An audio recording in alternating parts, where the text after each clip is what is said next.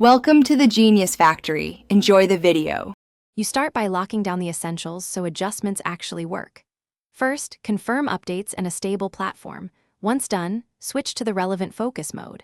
If using a camera or microscope, set manual focus ring to center and make small clockwise turns to find contrast. If using software, open the focus or sharpness control and nudge by small increments. Make sure to watch live feedback.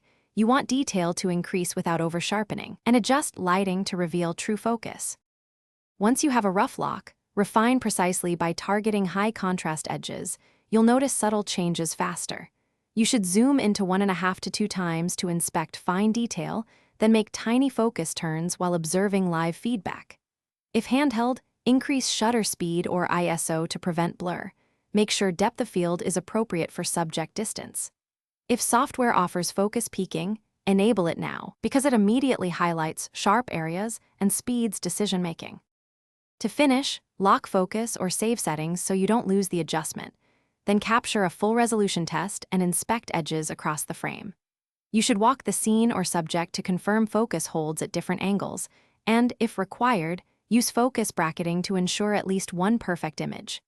If things go wrong, recheck lens alignment and mount stability first, then restart the device or clear caches. This fixes most intermittent focus anomalies quickly. Thanks for watching. If you found this helpful, don't forget to like and subscribe.